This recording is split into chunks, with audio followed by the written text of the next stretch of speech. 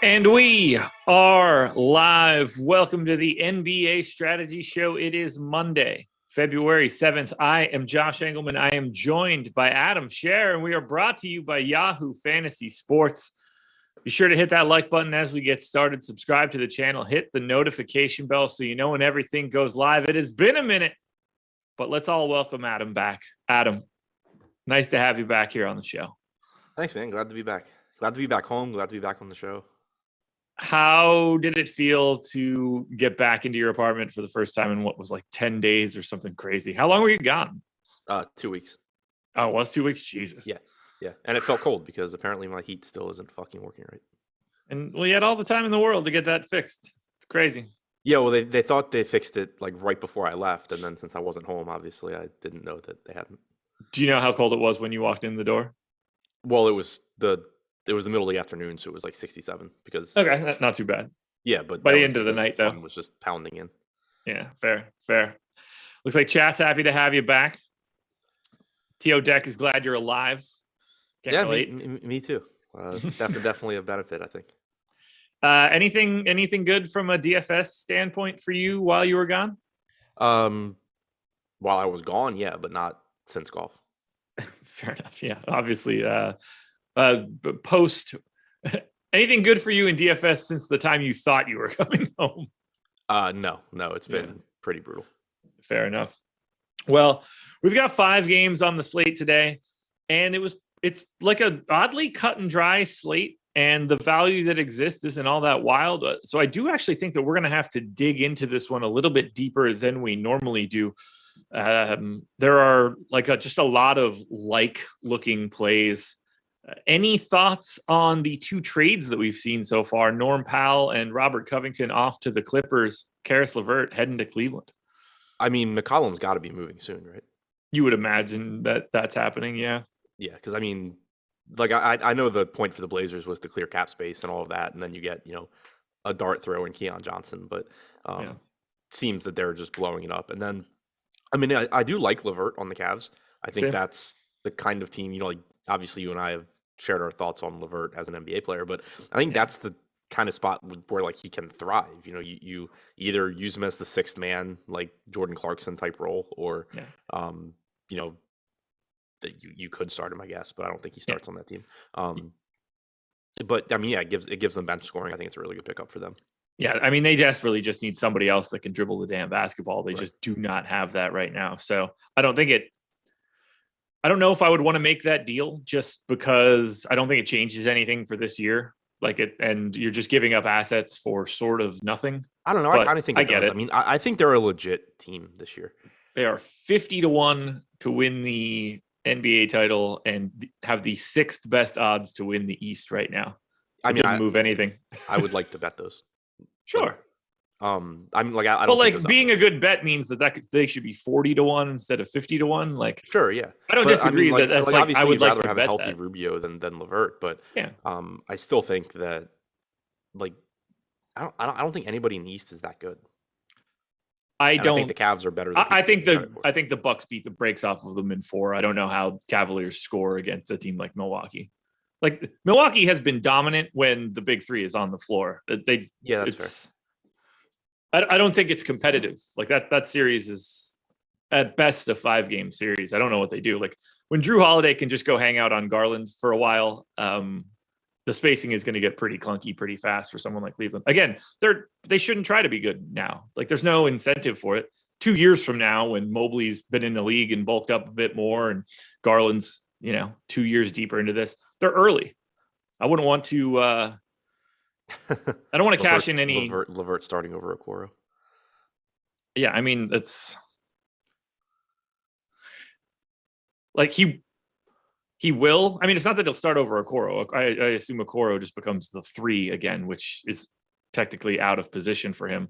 But I mean, they have to be staggering him and Garland as much as they possibly can right now. Yeah, for sure. There should never be a minute where one of those guys aren't on the floor in any sort of like competitive. How long is Markkanen out for?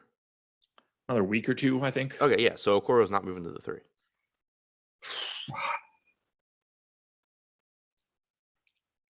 Man, I don't know. Like LeVert should just come off the bench. You have Okoro out there to defend. You don't need LeVert out there when Garland's out there. I mean, obviously. Should I agree? If you're behind at the end of the game, then sure, you put LeVert in instead of Okoro. But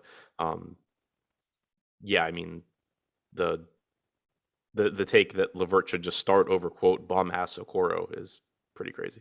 Yeah, I mean, just in a natural team construction, you want LeVert off the bench, Okoro in the starting lineup because he does not take away the shots from Garland and other people. I'd be surprised if LeVert came off the bench. Would you? Like, if you had to actually guess, and we'll say Markkanen's back, I feel like he starts no matter what. I wouldn't be surprised at all if he just is Jordan Clarkson for the Cavs. I think that's how he should be used, but it doesn't appear like any teams actually want to do that.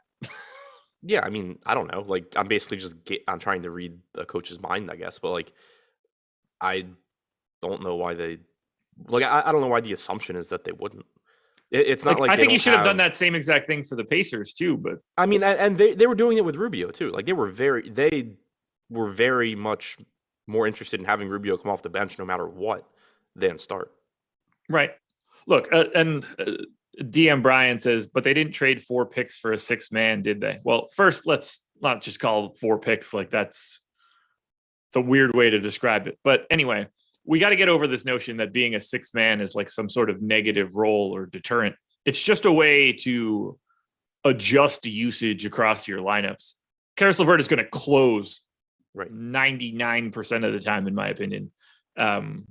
You just don't start him to make it easier to have Garland and him on the floor not overlapping as much. I expect him to just play to be Ricky Rubio. I mean, not to be as good as Rubio, but to play that role, that rotation. Playing like about 30 minutes. Yeah. I'm with you.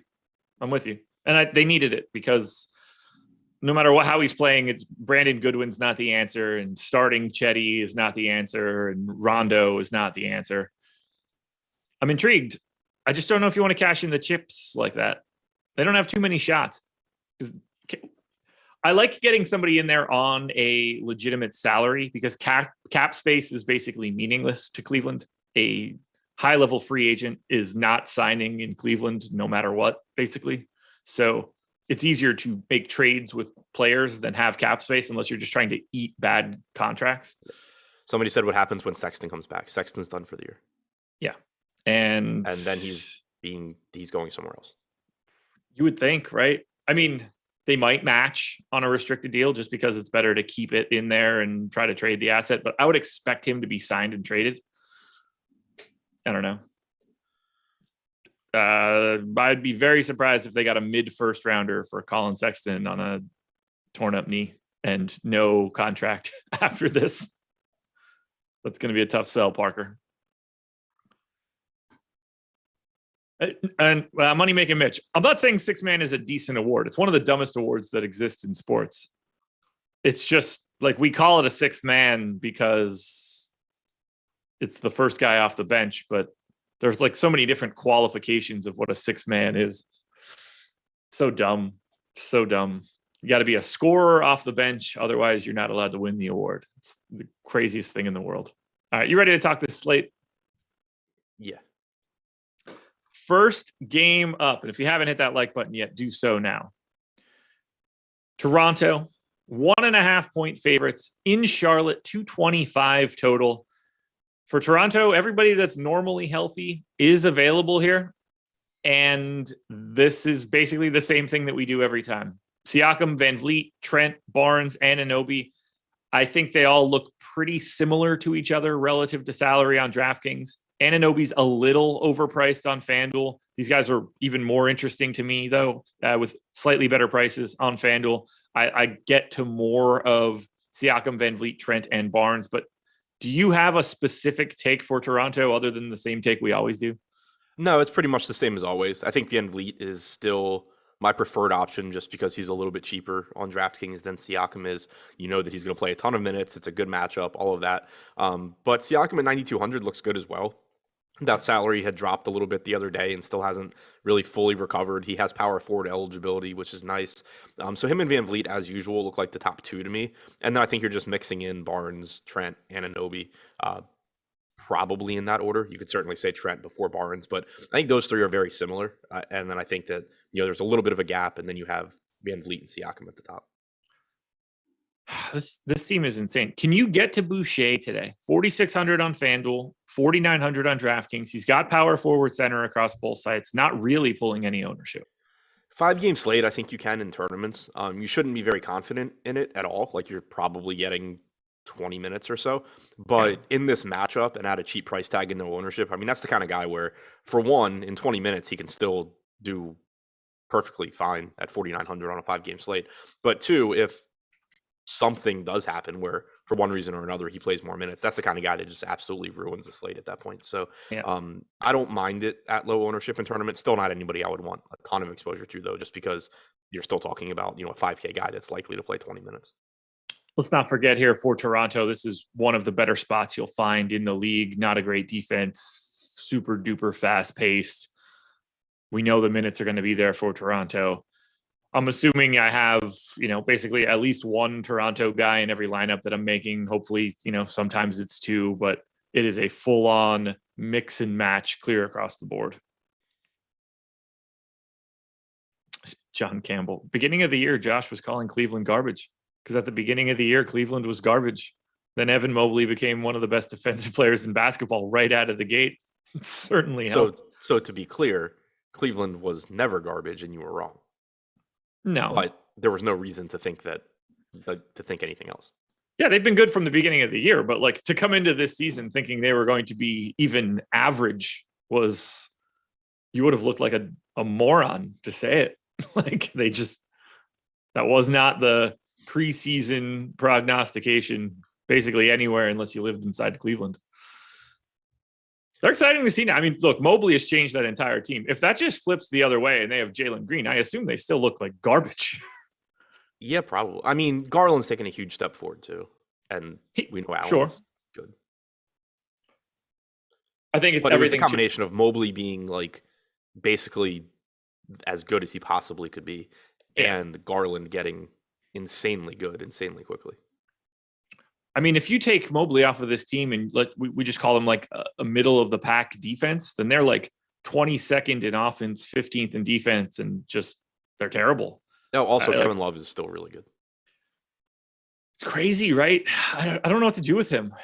I don't know where Rubio that dude was. Like Rubio is better than we thought. Love's better than we thought. Obviously, Rubio's not a factor now, but he has been for half the season. Garland, way better than we thought. Mobley, way better than we thought. Yeah. It's kind of like just everybody, like half the team, kind of just like in the offseason, like in 2K, they went to like the training camps and just like bumped all their ratings and came back and nobody knew it. Yeah, I wonder what we see here next year if they consolidate a little bit like Atlanta and New York for this year, or if this is just like a new normal for them. Yeah, that's a very fair question. Knicks and Hawks both had really big time seasons last year, and not the same sort of 2021 to 2022 years. Yeah, the Hawks were kind of surprising. The Knicks, I think, was pretty. It was pretty easy to see that coming. Sure. Like I would think. No, I think the Cavs have a much better chance of being good next year than the Knicks did this year. I agree. I see them more like the Hawks than anything else, but they still need a lot. That's but part of the reason I don't want to give up a first, like a late first and that Houston pick in this deal. I think they just need bodies still. Peripheral pieces, like the non-Garland pieces on the Cavs, are a hell of a lot better than the non-Young pieces on the Hawks. Ooh, that's a good question. I don't know. I'm not sure I agree. I think it's like the same. Like I think John Collins is the offensive version of Evan Mobley. Sure. Like I think they're like basically the inverse of each other. Allen is having a year that's insane. Capella has had that year in the past. I don't see those two guys as like majorly different. Yeah, but you don't have a Rubio on the Hawks. I mean, again, the Cavs don't now either, but there's a decent chance he comes back. And if is Rubio all that different than Bogdanovich? Yeah, I guess. I think the Hawks are really good. I'm surprised they're 10th. Like, I like Herter for what he is. DeAndre Hunter, I mean, if he's on the floor, people seem to be pretty happy about it. Okongwu is ready to kick Clint Capella clean out of the starting center spot to begin with at this point. Did you know Hunter's shooting like 42% from three this year? Yeah, he could not have looked much worse coming out of Virginia that first year too. Yeah. I was shocked. I had no idea. I just heard him mention it on the game last night. I was really surprised. Yeah, he's looking good. You just can't stay healthy. Do you think LeBron ends up on retires with Cleveland? And I mean retires as in plays for Cleveland and then retires at some point. No, I doubt it. I don't think he comes back. I don't know why he would. Because they're a hell of a lot better than the Lakers. Oh, I see what you're saying there. No, I doubt it. I feel like that would make him look worse somehow. Not to me. I wouldn't give a shit, but yeah, I mean, I don't know. I don't know how much he cares about that. Well, I mean, it'd be fun. Like people would want to see it. I don't know. I don't know. Seems like do you think they would want him back? What'd you say? Do you think the team would want him? I mean, assuming they don't have to like give up Garland or something. Yeah. Assuming they could just have him. Like, I feel like they would be like, I don't want him coming in here and like putting his stank all over our stuff. Yeah, I mean, if in the offseason LeBron's just like, hey, pay me money and I'll come play for you, I'm pretty sure Cleveland has that check signed before you. Oh, if we're talking about like immediately, yeah. I was thinking about this as like, the 2 years down the road when everything is totally done for the Lakers. Gotcha. Yeah, next year or two. I mean, they would be co-favorites in the East if that happened. Yeah. Yeah. For right now, though, I mean, I think Cleveland is miles behind someone like Milwaukee and potentially Brooklyn if everybody's healthy. They've got the same odds to win the East as the Celtics right now. That seems weird. It does, but does it? Yeah. When you start thinking about it, it's like, all right, Tatum, Brown, Smart, Time Lord, Horford. Like that's a better starting five, isn't it? No. You don't think? I don't think so. What about bum ass Okoro in that starting lineup? All righty. Let's go to the Charlotte side of this one. This team is just obsessed with playing only 8 dudes in a competitive basketball game, which sometimes makes it pretty tough to project minutes because they're kind of able to just give a ton of minutes to everybody. I went to a straight 8-man rotation for this one. That's what they tried to do the last time out. We only saw, I believe it was Nick Richards and Ish, just off the top of my head. They both played the full fourth quarter of just straight up blowout run. They did not play previous to that. So I went to the 8-man rotation, and we are getting an absolute ton of ownership here. Rozier into the 30s on FanDuel, as is Miles Bridges. Gordon Hayward, 25-ish% across both sites, 5,200 on FanDuel, just 5K on DraftKings. I mean, we're just basically firing up every single piece of Charlotte, right? Yeah, more or less. I think that the starters are pretty self-explanatory, like Ball, Bridges, Rozier, all likely to play a lot. Hayward's still kind of risky. Like, he came back 2 games ago. They said he's on a minutes restriction. Last game, he played 21 minutes. Obviously, that game was a blowout, but I think there's a decent chance that you're still getting like 32 minutes or something from Hayward, whereas you're getting 36 plus from guys like Ball, Bridges, and Rozier. So I think that puts him a little bit behind those guys, but at the same time, he's 5K on DraftKings, so that alleviates most of those concerns. What I think is interesting is the bench, because we had seen Cody Martin sort of be phased out recently, not, out of the rotation, but just kind of playing, 16, 18 minutes, and PJ Washington playing more. Last game, Washington barely played. Martin played a lot. Washington picked up 3 fouls in 4 minutes and 15 seconds. Now you're going up against this Toronto team that basically just plays a ton of PJ Washingtons on their side. So I think there's a pretty good chance that you get, mid-20s at least run from PJ Washington here at 4,800. Makes him kind of interesting at 9% in tournaments. Oubre at 5,300, obviously you can get to in tournaments as well at 15%. But the piece that I think is really interesting tournament-wise is Washington maybe going a little bit overlooked for what could definitely be a substantial amount of minutes here. I went to 24 on Washington. That seem about reasonable to you? I think it's reasonable. I might end up at like 26. Okay. I don't know what the foul trouble stopped him from doing, and if he actually closes. You know what I mean? Yeah. So the foul trouble stopped him from playing the rest of the first half. Right. Well, do you mean that? Like, or you don't mean that in full, right? I mean, he never came back. No. I mean, I know that he didn't come back, but you don't mean like he was going to then play the entire second quarter. No, I just meant he never came back into the game. Yeah, I figured he lost like 6 to 8 minutes there. Probably, yeah. I just don't know. I don't know what I don't think they even know what their plan is if they're going to be closing a game. Sure, I agree with that. And for the record, I like PJ Washington. I just have no idea how to pin his minutes down because I think it's the biggest question mark. Yeah, and I mean, and you're right. Like, you do kind of run into the issue. For him to close, it probably has to be over Plumlee, which it certainly can be, but it doesn't have to be. But I just think that in this spot, it's likely that he's getting minutes alongside Plumlee as opposed to Cody Martin. Agreed. It's just tricky. Yeah, I like this whole team. Rozier, probably the guy I like the most on FanDuel. Gordon Hayward is the guy that I like most on DK if you think that he's going to play 30 plus minutes. It's weird to see him with a 5K price tag. It was oddly low. Yeah, very low price tag on Gordon Hayward. This is fully unrelated right now, but I had to go back to it. Of all lineups that have played 200 possessions together this year, the Boston Celtics lineup of Smart, Brown, Tatum, Horford, and Robert Williams is plus 25. That is the third best plus minus of all lineups right now. Really? Yeah. What's the Cavs? Well, I guess, yeah, what's the Cavs starting lineup?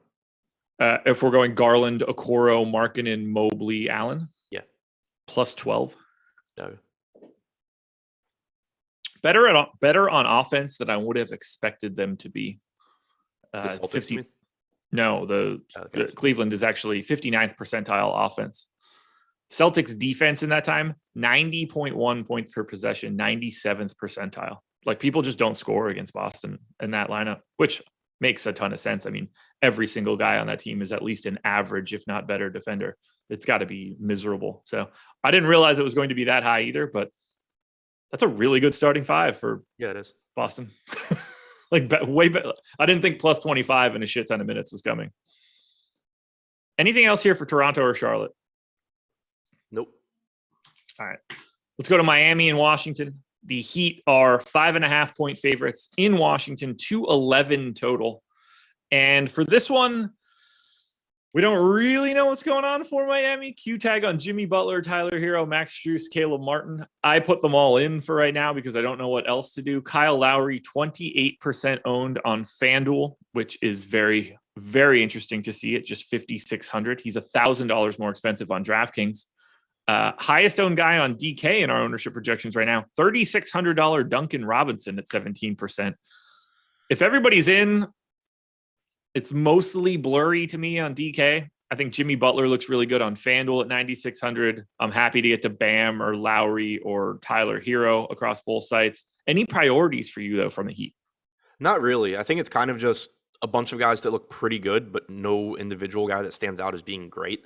You mentioned Duncan Robinson pulling the most ownership on DraftKings at 3,600. That's one of those where, like, I understand why he's getting the ownership. He's likely to play 26 to 28 minutes. He's 3,600. It's a 5-game slate, but you're still not looking at this saying, you're like, oh, I can't wait to get Duncan Robinson into my lineups and hope that he shoots 60% from three because he's not going to do anything else.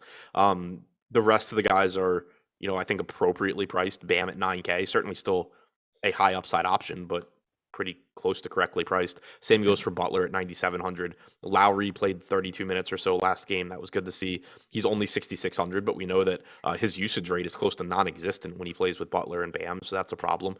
Hero is fine in tournaments because he can still get hot off the bench. He can still close, but the minutes aren't quite as secure as when guys are out. The production isn't quite as secure. You need him to shoot well. So the main four guys I think are all priced about where they should be. They all still give you ceilings, but there's not a ton of value from a medium projection standpoint. I like it. If Strus is out, does that Duncan Robinson at $3,600 price look a little bit better? I think it feels a little better just because it's one less guy, in the rotation, most likely. Yeah. But I think it's still likely that he's playing 26 minutes or so. Like, you could still conceivably get Gabe Vincent playing over him. You could get Caleb Martin playing over him. Hero can close over him. Like, I don't think Strus has a huge impact there. Okay. Yeah, it's hard to prioritize anything for Miami here. If we start losing Butler and if we lose Hero, obviously we are starting to put in a lot more Bam Adebayo, a lot more Kyle Lowry, a lot more someone else that's going to be soaking up that time, depending on who it is. So it's definitely one we need to pay attention to. We got to go to your Wizards next. And this one is aggressive from an ownership perspective. We still have no Bradley Beal. We are missing Daniel Gafford out for COVID now. So 20% owned Kuzma, Dinwiddie, KCP, and Harrell all on DK. Dinwiddie and Harrell pulling that same ownership on FanDuel. Aaron Holiday, Thomas Bryant, and Rui Hachimura are all around 10% owned. That's interesting to me as well. Who stands out as the best option for you today? I think it's obvious, but I'm curious who you think. Harrell. Interesting. Okay. For me, it's Dinwiddie. It was between Dinwiddie and Harrell and Kuzma. Sure. Yeah. I'm still getting to a ton of Dinwiddie with no Bradley Beal on the floor. Has your outlook on Dinwiddie changed at all with no Beal? No, he still gets opportunities. He's still on a shitty team and isn't very good, but the opportunities are there. Okay. Talk to me about the rest of these guys now with no Gafford. So, I mean, Gafford being out doesn't matter to me. He wasn't in the rotation anyway. That was something that people somehow didn't know last game, and they underprojected Harrell, which was nice. But you're just going to get the center minutes, or you should just get the center minutes essentially split between Bryant and Harrell, with Harrell most likely on the winning end there. Last game, you got 17 minutes from Bryant. You got 24 from Harrell. Rui actually got up to 24 minutes. So I think you can probably expect Rui to get a couple minutes at the 5 as well. But it's basically Harrell at 4,700, I think, has a ceiling. Like, if he's playing well, you could get 26, 28 minutes there. Bryant at 3,400 is a tough sell just because he's center only. He could play 20 minutes and be decent, but it's hard to see him playing more than that. Dinwiddie and Kuzma, we know, see a bump in usage rate without Beal. I think I might actually prefer Kuzma for 1,200 more, just because he comes with the rebounding. But I guess Dinwiddie comes with assists, so I think they're pretty similar. Tough matchup, high ceiling for both guys. Yeah, I've got Dinwiddie in here now, unless this is a typo. 38% assist rate without Beal around. So either I'm a little bit high on that one, which is certainly possible, or that is just a monster number. I don't want to go to this much Washington today. And the fact that 3 of the bench guys are getting 10+% ownership is scary, but that's a 5-game slate for you. Yeah. I mean, the fact that Rui played 24 minutes last game, including the entire fourth quarter of garbage time, is, I think, pretty good. Like, it makes me pretty optimistic about his playing time going forward, just because he's someone that, if he physically can play more, they should probably want him to. Do you prefer Rui to Thomas Bryant? Yeah, because he's power forward. That makes sense. And I think he probably plays more minutes. Okay. Or at least the same minutes. Like, if Bryant had power forward eligibility, I prefer Bryant. Okay. I think it's likely that you're getting like 20 minutes, give or take, from both guys. Maybe 20 for Bryant, 22 for Rui, something like that. But the power forward eligibility just makes it easier, I think, to get Rui into lineups. And Dinwiddie, 37.6% assist percentage without Beal this year. Chat's been going on and on about LeBron's kid, Bronny. And I think Josh Gillum just hit the worst take I've seen in a while. If JJ Barea can play in the NBA, I have no concerns about Bronny Jr. The hell does JJ Barea have to do with Bronny? I have no idea, but let's not forget that JJ Barea was really good in his role. It's just a totally random, that's a weird guy to pick. If the idea is that Bronny is more athletic or whatever, there's a hell of a lot of guys more athletic than Barea that have sucked in the NBA. I cannot imagine using JJ Barea in this comp. He played in the league for 830 games across 14 seasons. He was just legitimately good. Had ridiculous plus minuses for Dallas for basically ever. Yeah, because JJ Barea is 5'6". Okay. There's a lot of guys taller than JJ Barea that haven't made it. I have no idea what's going on with that one, but that's wild. All right. Anyway, let's talk schedule for the rest of the day. I never thought I was talking about Barea here. NFL strategy show, What If edition, coming up at 11 a.m. Odds Shopper betting show at 1 p.m. The NBA Deeper Dive at 5. And then I will be back for live. Adam will be here for the NBA Deeper Dive at 5. I will be back for NBA Live Before Lock at 6. You could also get free NBA projections and NHL projections today at awesemo.com. Browse directly to them. You'll be good to go. And to be fair, the person that said the Barea thing is the same person that said Bronny could grow because Anthony Davis grew 8 inches in high school. That makes sense. Yeah, it happens. You know who didn't grow 8 inches in high school? Pretty much everybody else on the planet. Yep. Yeah, that's because someone else grew that is represented by clutch. Anything goes. So insane. So insane. Yeah, here's the deal. Bronny's not highly regarded. He's going to get drafted basically by default. We should know that that's coming. And the more likely scenario is that he does not have a real NBA career. But that's just how it is. That doesn't make it good or bad or whatever. It's really hard to play in the NBA. I mean, I literally have no take on Bronny. I have no idea who the guy is. I mean, he's a guy in his class. I think Terry mentioned before he's very good. Stop it. And then he follows it up by saying he was a solid role player. I don't know how those two sentences fit together. Yeah, I mean, it's most teams would have given just about anything to have him be their third guard. I mean, this was there's just no way around that. Wild stuff. Phoenix Suns, 6.5-point favorites in Chicago, 228 total. All right, he's the 13th ranked high school point guard in the nation this year. It's just like a guy. It's just a guy. No one would care if his name, like, again, he's going to get opportunities because he's LeBron's kid. I'm fine with that. But yeah, it's craziness. It's craziness. For Phoenix, no Payne, no Shamet, no Kaminsky, no Nader. On the Chicago side, continue to be walking wounded. No Lonzo, no Caruso, no Derek Jones, no Patrick Williams. Q tag on Levine and Kobe White, and they have been out for the past 2 games. We'll start on Phoenix. 30 to 35% owned Devin Booker in here right now. For the most part, I agree with that ownership at a sub 9K price tag, given the minutes he's been playing. And then we're just casting this wide net of Paul, Bridges, Ayton, Cam Johnson, and Jay Crowder, all roughly 10% owned, some a little bit more, some a little bit less. What do you like most for Phoenix? I like the $8,900 price tag on Booker. I mean, if this game's competitive, you're likely to get 38 minutes or so from Booker. We know, obviously, he's got a massive ceiling in terms of scoring, but that's just a lot of playing time and a pretty cheap price tag on him.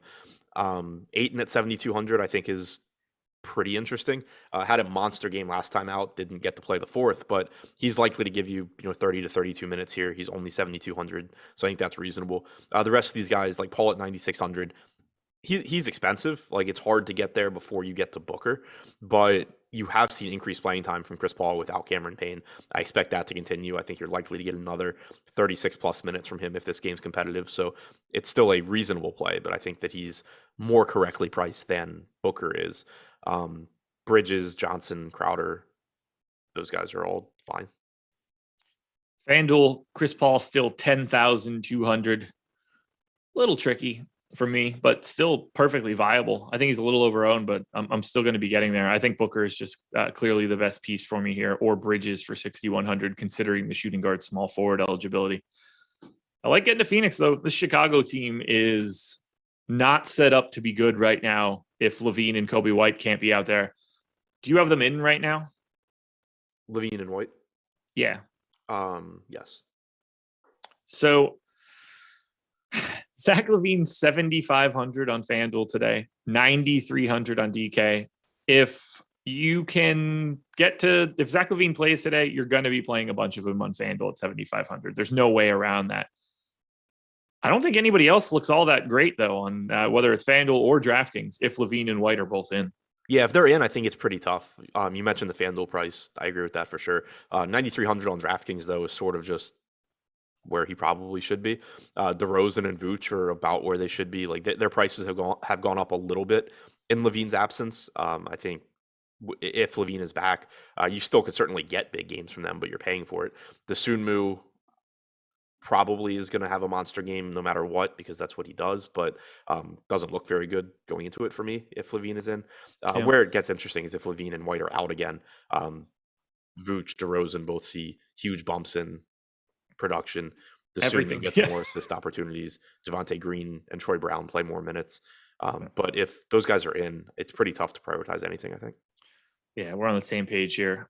There's just too much going on with this team. They just keep missing guards. They're missing like their starting point guard, their backup point guard, and then the 2 backup point guards to the backup point guards at this point in time. Not ideal. So keep your eye on the news for Levine and White. Let's say Levine is out and White is in. 4,800 on FanDuel, 5,700 on DraftKings. Does he become the most appealing bull, or does that still just go to DeRozan? Probably still DeRozan and or Vooch. But I mean, if you're going to get 30 to 32 minutes from White at 5,700 without Levine, that's still pretty appealing. The issue is just that it's not like last year where White could just step in and immediately soak up like a 26, 27% usage rate if Levine wasn't on the floor. He's still ceding shots to DeRozan and Vooch. So, and I mean, the Sunmu is making plays now. So it's still kind of like a guy that on average is probably correctly priced, give or take. Could get hot, could shoot more than normal, but I don't think that it's necessarily a situation where I expect him to produce at a much higher rate than normal. 4,800 on FanDuel point guard, shooting guard. A little bit of a different discussion there. You're just going to get to him a bit more naturally if Levine happens to be out. All righty. Anything else for the Bulls? Nope. I don't think so either. Keep your eyes on the news, guys. Let's talk a little bit about the presenting sponsor of this show, that would be Yahoo Fantasy Sports. Got to get them YSRPs. That's the way to do it. And right now, we've partnered with Yahoo to give you the good deal. Go to awesemo.com/Yahoo-promo. That's the biggie for you. Get yourself 1 free month of Awesemo Plus Platinum, and you get a little bit of a deposit bonus. They've got the $50,000 NBA Monday baller going tonight. They've got the $1 million baller going for the Super Bowl this coming Sunday. It's pretty good. We also have a free roll that's going to be running for the Super Bowl on Yahoo. First place gets $1,000 and a year of Awesemo Plus Platinum. You can find the link to that contest in the description of the video. So make sure you're checking it out. Use the links from Nightbot. It's there for you. Two more to go here. This one basically becomes an impossible game to talk about. Golden State Warriors, 12-point favorites in Oklahoma City. For the Warriors, at least as of right now, they are interesting. No Draymond Green, no Wiseman, no Bielitsa, but we do have Q tags on Otto Porter and Andre Iguodala. Highest owned guy in this game is 25% owned Steph on FanDuel at 9,800. Wiggins, Clay, Looney, all about 15% owned. I am terrified of this team, and I don't like it at all, and I don't like it nearly as much as the ownership shows. Yeah, I think that's mostly where I'm at. I mean, it's a good matchup. Curry at 10.5 still looks like a good option. Clay at 6,300 is fine, I think. I like Wiggins at 6,500, but outside of that, a lot, I think, depends on the Porter and Iggy news, because if they're in, you're getting the really deep rotation that we're used to from Golden State. If they're out, then it solidifies minutes again for guys like Looney. You can start to take shots at whoever you prefer out of Moody, Peyton, Kuminga, whoever off the bench. But if they're in, I think you're pretty much just limited to like Curry, Thompson, Wiggins. Yeah, I think we're on the same page. I guess here. some Looney, but yeah, behind those guys. I look at this and I expect to be basically under on everybody. If we end up getting Iggy and Porter in, like Iggy is flat 3K.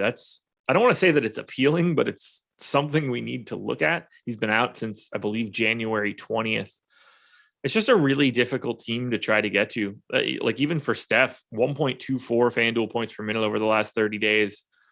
It's not all that pretty. I'm giving him big minutes. JJ Barea, I'm not saying JJ Barea was very good in comparison to the league. He was very good in his role. Terry is correct here. I'm not trying to say that JJ Barea is like a 30th best player in the NBA. That's lunacy. Yeah. It's just implied at that point. Thank you. Terry beat me to it now. Who would you expect to be your most exposed Warrior? I know that's a weird question to answer right now. Like, do you think it's Steph, or after that, are you just like, I don't have a clue? Probably. I mean, the way things have been going for me recently, probably Clay. I've just been playing him a ton. Sure. But yeah, I mean, it kind of, I guess, depends on like what else opens up, because clearly I would prefer for it to be Steph, Right. but realistically, I'm probably more likely to have like more Thompson, Wiggins, just because they're cheaper. Makes sense. I think I would be getting to Wiggins over Clay here a little bit more, but both guys really, really close. I don't have anything else for Golden State. Oklahoma City. This is where it starts to get, I don't know, like 50 shades of awful. No Shai Gilgeous-Alexander, no Aaron Wiggins, no JRE, no Muscala, no Roby. We've got a Q tag on Dort for the nasal fracture, and we just got word now that Poku went back to the G League. I gave him 18 minutes before this. So we know what we're doing for some of these guys. Josh Giddey, 44% owned on FanDuel, and I get it. 6,500 point guard, shooting guard. Hasn't been great as of late. We're getting 37% ownership going to Darius Bazley on FanDuel. Feels a little high, but he's been playing big minutes. We're getting Giddey, Dort, Bazley, Mann, Diakate, and Kenrich Williams, all like 10 to 20% owned, depending on who it is. Do you have priorities for Oklahoma City today? I mean, yeah, they're shorthanded. A lot obviously depends on Dort because if he's out, that's opening up a lot of minutes. But Giddey at 7,800, I think, still looks decent. The price tag is getting up there, but we know that his production increases without Gilgeous-Alexander. Diakite lost power forward on DraftKings. That sucks. I think he's still a good value at 3,700, but he would be a hell of a lot easier to get to if he had both like he has in the past. Baisley's price tag jumped to 5,400. Still looks fine, but again, riskier. Same can be said for Trey Mann. Everybody's price tag came up. So I think that OKC is still a team where you're going to get to a lot of players in the sense that like a lot of your lineups are going to have somebody from OKC, especially if Dort is out. But I don't think it's anywhere close to what we saw last time out where it was basically like you're going in like, all right, well, am I playing 3 OKC guys or 4 in this lineup? All the price tags jumped across the board. Yeah, that's where it starts to get tricky. I don't know where those minutes that I originally gave to Poku are going to go now. I think that becomes oddly important. Poku played 26 and a half minutes the last time out. And all the guys that were, like if Dort is back in, I think it gets a little bit easier. But if Dort happens to be out, somebody's about to fall into 30 plus minutes and become like the clear best value play on Oklahoma City and probably one of the best value plays of the slate. Who'd you say? If Dort happens to be out, we're going to end up with an absolute ton of value just because we're running out of bodies. Yeah, the problem just being that they're already priced up. Like Ty Jerome at 4,200, if he's going to play mid to upper 20s, he looks good, but it's not like he's an amazing value like he would be when he was 33 or 3,400. Kenrich Williams. I was going to say, I think Kenrich goes to like 30 minutes or more. And at that point, he becomes one of the best value plays. Yeah, he looks good. 4,300 there. It's just that they're all kind of priced for Dort to be out. Yeah. Like they would offer value. I'm not saying that like they'd be overpriced or anything if Dort is out, but it's just not it's nowhere near as appealing as, for example, like last game when Dort was ruled out. All right. Favorite Thunder option today, assuming Dort is in? Diakite. Really? I have it as Dort, actually. That's fair. Just center is hard. Yeah. This isn't there are good centers today, but it's not quite as great a center slate as usual. Yeah. And like there's plenty of guards and stuff to pay up for. Like if you pay down at center, you can, it's going to open up Curry, Van Vliet, Paul, Booker, DeRozan. Like, so, I mean, like I agree with you. You're still, the opportunity cost is still at least one of Bam, Vooch, Ayton. But, Siakam has power forward eligibility. You don't care too much about like the Knicks centers or Golden State centers or Charlotte centers. Whiteside on Utah is a problem if he's available and starting. Right. Just interesting. It's not fun to know that you're going to have to get to a bunch of the Oklahoma City Thunder in a 12-point game on a 5-game slate. Makes it a little bit more like, they're 12-point dogs. It's the biggest on the slate by far. They're Oklahoma City, which sucks. It's just adds a lot of like uncertainty into whatever lineup you're putting together. Yeah, absolutely. All righty. I think we're ready to close this one out. We might actually be able to take a couple questions here in the near future. So we've only got one game left. We could sum up the slate a little bit after this. New York Knicks, 6.5-point dogs in Utah. Everybody that's normally available for the Knicks is available here. It's just Derrick Rose that's out. For Utah, still no Rudy Gobert. We've got a Q tag on Jordan Clarkson and a Q tag on Rudy Gay. Daniel House is off the injury report. For the Knicks, RJ Barrett is 30% owned on FanDuel, 20 on DraftKings. We've got Randall at 16 on DK. That's basically it for any sort of legitimate volume. I mean, $6,400 RJ Barrett on FanDuel is just clearly underpriced at shooting guard and small forward. So I'm happy to get there, and I think the ownership is reasonable. I'm a little less sold for 7K on DK, but still, to me, probably the best option from the Knicks. Do you like anything here? Not really. I think Randall's the best option at 8,800, but still doesn't really stand out. Barrett played a ton last game, played like 43 minutes in regulation, and then that game went to overtime. You know you're getting a high ceiling from him. Over the last month, he's got like a 27.5% usage rate, but I think the price tag also accounts for that. The rest of the team is pretty ugly. I mean, Mitchell Robinson, you can certainly get there a little bit, but not my favorite spot to go to at center. The backcourt is an absolute mess with Walker, Grimes, Quickly. I mean, Quickly went from playing, I think he had played like 26 minutes 2 games ago to playing less than 5 minutes last game. Burks played 24 minutes in regulation last game. He had played 13 the game before. If you want to try and mix and match those guys, then, by all means go for it. But it's pretty risky. Like Burks is 4,800, so it's pretty tough to get there. Even if you give him 24 minutes, he doesn't look great. Where I think you would want to maybe take dart throws is Quickly being 3,600, Grimes being 3,200. If one of them plays well and gets 22 to 24 minutes, they could certainly be a good option. But there's just so many issues or so many things, so many roadblocks, I guess, in their way. I mean, they're competing with each other. You also have Kemba, who's probably going to play 20 to 24 minutes. You have Fournier, who's probably going to play 30 minutes or so. It's just very difficult to pinpoint anything from this backcourt. It really is. It feels like you need a Nick, but you have no idea what Nick that's going to be. Like, that's the worst part. When I started looking through the minutes this morning on the process show, I was like, wait, Quickly played 5 minutes. Burks went from playing 13 to 29. Like, I think it's just a grab bag of guards. You know who's not playing well, though? Holy shit, how bad is Kemba Walker? 0.62 FanDuel points per minute over the past 30 days. He just can't score. Yeah, he went like 3 games without scoring, didn't he? Yeah, something like it. It was definitely 2 straight. That much I know. Yeah, I know he scored in the first quarter last game, and the Knicks beat writer felt it was important to point out that Kemba Walker had scored.